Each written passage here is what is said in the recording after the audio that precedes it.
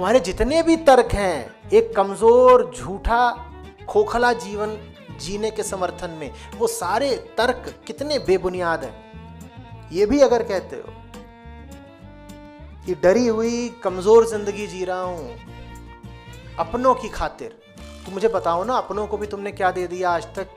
अधिक से अधिक एक औसत जीवन। वो जो अपने हैं ना आपके, वो भी एक बहुत ऊंचे जीवन के अधिकारी हैं, हकदार हैं, और छोटी जिंदगी जी करके आप उन्हें भी कुछ नहीं दे पा रहे हो। आप उनके साथ भी अन्याय कर रहे हो।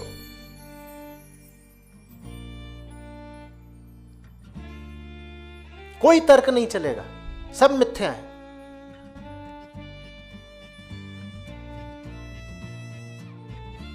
सच के खिलाफ कौन सा तर्क चल सकता है बताइए?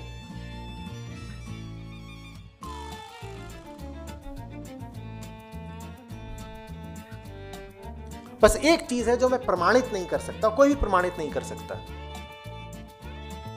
कि झूठ के आगे भी जीवन है। मैं आपको प्रेरित कर सकता हूं कि झूठ छोड़ दो,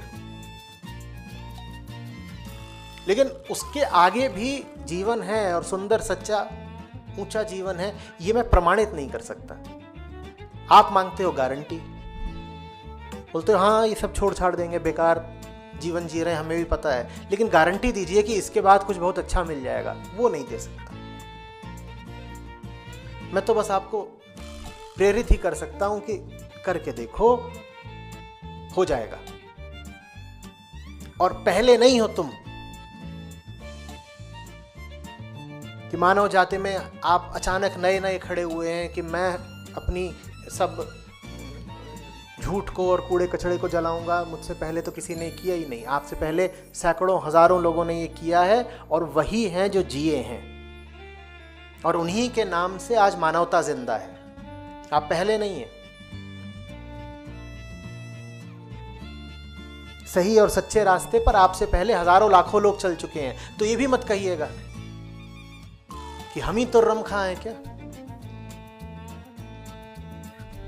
हम कैसे कर ले। कोई भी नहीं करता, कोई भी नहीं करता। माने आप उनको जानते नहीं जिन्होंने किया, क्योंकि आप अच्छा साहित्य पढ़ते नहीं। आप बस देखते हो अपने गली मोहल्ले में, अपने सोसाइटी अपार्टमेंट में, आप देखते हो यहां तो सब ऐसे ही झूठे झूठे हैं, और फिर आपको तर्क भी यही दे दिया जाता है कि तुम ही आए बड़े फन्ने खां। देखो ताऊ जी की लड़की भी वही कर रही है जो हमने कहा, रीता भाभी की लड़की भी वही कर रही है जो सब करते हैं।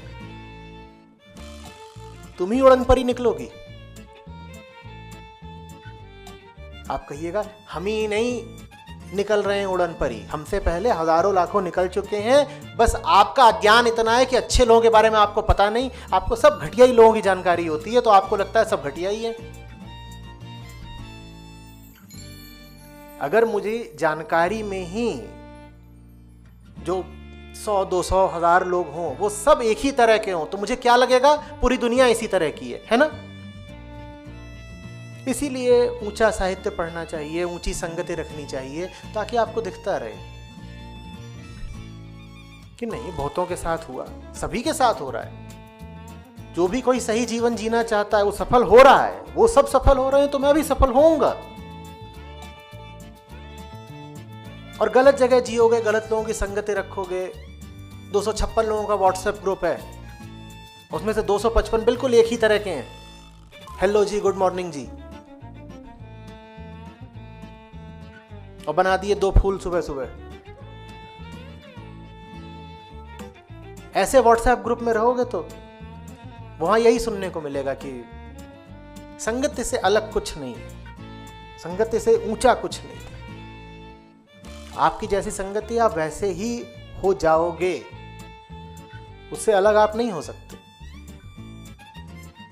और तुर्रा ये रहेगा कि आप कहोगे पूरी दुनिया ही ऐसी है। पूरी दुनिया वैसी नहीं है, पूरा इतिहास भी वैसा नहीं है, बस आप जिन लोगों को जानते हो वो वैसे हैं।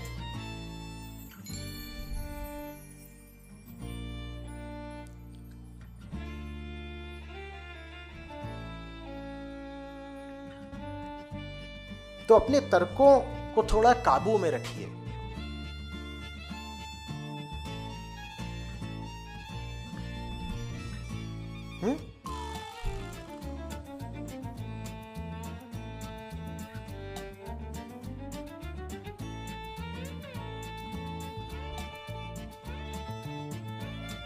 डर इतनी केंद्रीय बीमारी है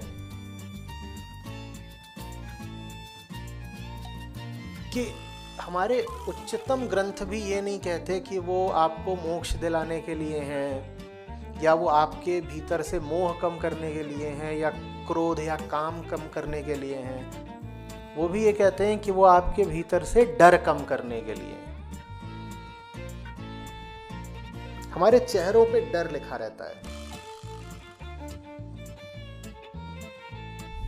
किसी ने पूछा था मुझसे एक बार कि सुंदर किसको मानूं? मैंने कहा सिर्फ एक है उसका पैमाना, चेहरे पर डर नहीं होना चाहिए। डर आपको बदसूरत बना देता है, फिर कितना भी मेकअप कर लीजिए।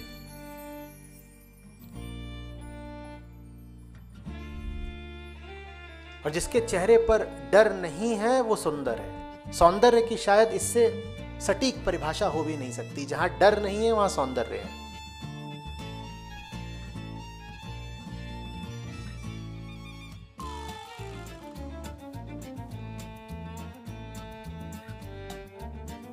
बड़े से बड़े खतरे के सामने, नुकसान की स्पष्ट संभावना के सामने भी आपका चेहरा चमकना चाहिए।